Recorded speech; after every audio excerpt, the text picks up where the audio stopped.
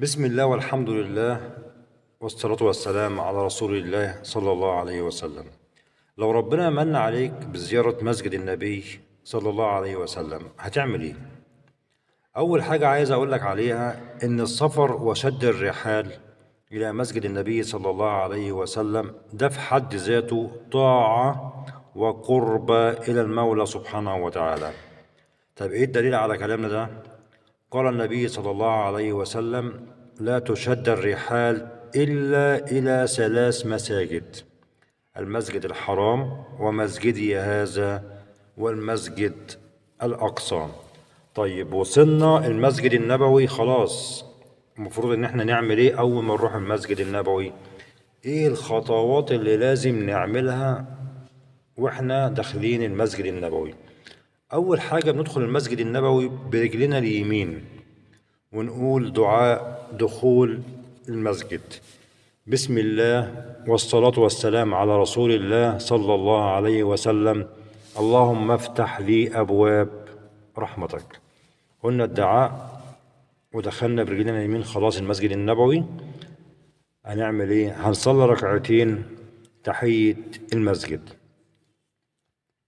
عرفنا ندخل ونصلي ركعتين في الروضة الشريفة يبقى حاجة جميلة جدا، وده فضل من ربنا سبحانه وتعالى عليك انك توصل عند الروضة الشريفة وعند قبر الرسول صلى الله عليه وسلم وعند منبر الرسول صلى الله عليه وسلم وتصلي هناك ركعتين تحية المسجد.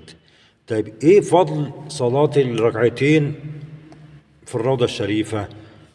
قال النبي صلى الله عليه وسلم: ما بين بيتي ومنبري روضة من رياض الجنة. يعني من بين بيت النبي صلى الله عليه وسلم والمنبر بتاع النبي صلى الله عليه وسلم روضة من رياض الجنة. شوف انت لما تصلي ركعتين في المكان ده ايه شعورك وايه فضل ده عليك.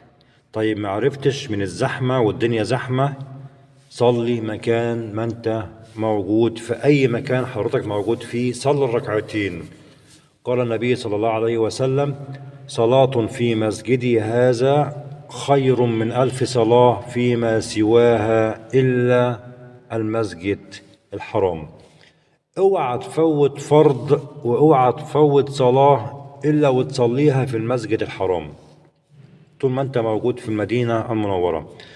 اوعى تكسل وتقعد في الفندق بتاعك او في مكان اللي انت عايش فيه وتصلي في المكان اللي انت قاعد فيه وتكسل تنزل تروح المسجد النبوي. اوعى تكسل وتروح لمسجد قريب من المكان اللي انت عايش فيه او الفندق اللي انت نازل فيه وتصلي فيه. حاول دايما تستغل طول ما انت موجود في المدينة انك تصلي في المسجد النبوي على قد ما تقدر عشان تفوز بالفضل العظيم ده. طيب صلينا تحية المسجد، هنعمل ايه بعد كده؟ هنروح نسلم على حبيبنا وشفيعنا وسيد الخلق أجمعين سيدنا محمد صلى الله عليه وسلم. عند القبر بتاعه ندخل عند القبر بتاع النبي صلى الله عليه وسلم ونقول: السلام عليك يا رسول الله ورحمة الله وبركاته، ونصلي على النبي صلى الله عليه وسلم. طبعا هنقف في أدب وصوت منخفض، اوعى ترفع صوتك طول ما انت موجود في المسجد النبوي صلى الله عليه وسلم او عند قبر النبي صلى الله عليه وسلم. السيب بن يزيد احد صحابة النبي صلى الله عليه وسلم كان نايم في يوم من الايام في مسجد النبوي، وسيدنا عمر بن الخطاب راح صحاه وشاور له عن 2 موجودين في المسجد النبوي صوتهم مرتفع. راح جابهم ولا احضرهم، هاتهم لي من الاتنين دول، هاتهم لي اشوف هم بيتكلموا ازاي بصوت عالي في حضرة النبي صلى الله عليه وسلم. راح احضرهم وسيدنا عمر بن الخطاب سألهم: انتم منين؟ قالوا له: احنا من الطائف. قال لهم: والله لو كنتم من اهل البلد لأوجعتكم، كيف ترفعان صوتكم في مسجد النبي صلى الله عليه وسلم؟ ففي مسجد النبي صلى الله عليه وسلم وحضرة النبي اوعى ترفع صوتك وتعامل بأدب وصوت منخفض في مسجد النبي صلى الله عليه وسلم. طيب خلصنا تمام التمام وصلينا ودخلنا سلمنا على النبي صلى الله عليه وسلم. هنعمل ايه بعد كده؟ تسأل المولى سبحانه وتعالى الوسيلة والدرجة التي وعده رب العزة بها، وتدعو للنبي صلى الله عليه وسلم إن هو ينال المنزلة اللي ربنا سبحانه وتعالى وعده بيها. طيب بعد كده هنعمل إيه؟ خد يمين شوية هتلاقي مدفون مين جنب النبي صلى الله عليه وسلم؟ سيدنا أبو بكر الصديق رضي الله عنهم. هنقف قدام القبر بتاع سيدنا أبو بكر الصديق ونقول: السلام عليك يا أبا بكر، جزاك الله عنا وعن أمة محمد خير الجزاء. هناخد كمان شوية يمين هنلاقي مين مدفون جنب سيدنا أبو بكر الصديق؟ سيدنا عمر ابن الخطاب عليه السلام. هنسلم برضو عليه: السلام عليك يا عمر، جزاك الله عنا خير الجزاء وعن أمة محمد صلى الله عليه وسلم. وهندعو للصديق أبو بكر وسيدنا عمر بن الخطاب على قد ما نقدر طول ما احنا واقفين. طول ما انت موجود في المسجد النبوي اشغل نفسك دايما بالطاعة، خلي وقتك كله طاعة لله سبحانه وتعالى وعبادة. صلي ركعتين و10 و20 و100 و200 و300، صلي على قد ما تقدر طول ما انت موجود في المسجد النبوي. وده لأن فضل الصلاة في المسجد النبوي كبير جدا. تعبت من الصلاة وانت واقف مفيش مشكلة، اقعد صلي وانت قاعد. تعبت من الصلاة وانت قاعد، امسك المصحف واقرا قرآن على قد ما تقدر. مش قادر تقرا قرآن اكتر من الذكر مفيش.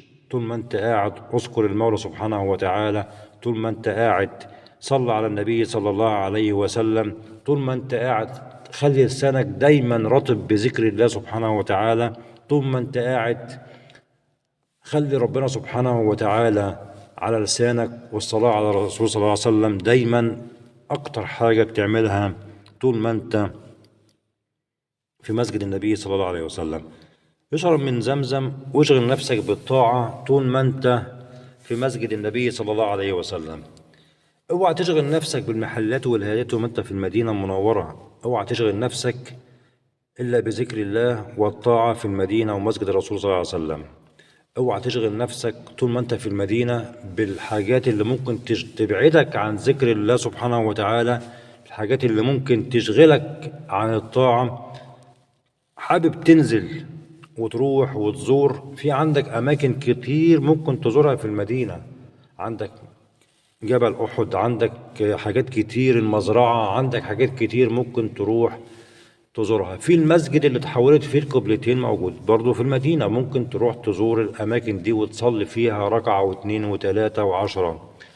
طول ما انت موجود في المدينة عايز تخرج روح أماكن اللي كان بيروحها الرسول صلى الله عليه وسلم ويتردد عليها كتير الرسول صلى الله عليه وسلم. طول ما انت موجود في المدينة وعايز زور مسجد قباء. ده المسجد اللي بناه الرسول صلى الله عليه وسلم لما كان في مرة من المرات رايح يزور شهداء أحد، وكان راكب الناقة، فالناقة جت في المكان ده وبركت في المكان ده ورفض إن هي تتحرك.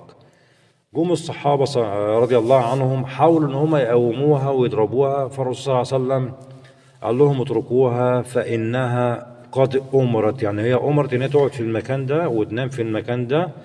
وبنى الرسول صلى الله عليه وسلم مسجد قباء. الرسول قال عليه: من توضأ في بيته ثم تطهر في بيته ثم ذهب إلى مسجد قباء وصلى فيه كان كأجر عمرة تامة.